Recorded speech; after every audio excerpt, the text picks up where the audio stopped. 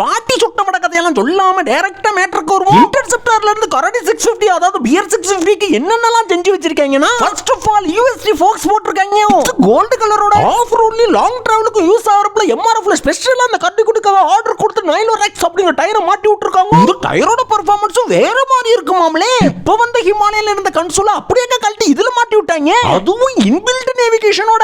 Navigation arrow mark தான் காட்டுன்னு நினைச்சிடாதீங்க, மேப்பே காட்டுமா. Headlight daylight indicator full LED. But இவங்க எல்இடி டம்மி பீஸ். இன்டர்செப்டார்ல இந்த கரடி குட்டிக்கு பயன்படுத்துற சேம் இன்ஜின் தான். ஆனா அந்த கரடி குட்டிட்ட லிட்டில் பிட் பவர் ஹையா கிடைக்குது. அது மட்டும் இல்லாம 4 நியூட்டன் மீட்டர் டார்க் எக்ஸ்ட்ராவா கிடைக்குது. இன்டர்செப்டார்ட்ட 2 சைலன்சர் தராம 2x1 சைலன்சர் கொடுத்திருக்காங்க. இன்டர்செப்டார்ட்ட கொய சீட் இல்லாம ஸ்கிராம்ப்ளர் பைக் தந்தப்ப சீட் கொடுத்தா மட்டும் இல்லாம ஹைட்டிங் ஏத்தி விட்டாங்க. இன்டர்செப்டார்ல பிளேன் ஏத்தனால பொத்தக்கன உள்ளார போகும். அந்த மாதிரி லாக் கூடான்னு சொல்லிட்டு ஷோவா ட்வின் ஷாக்ஸ் கொடுத்திருக்காங்க.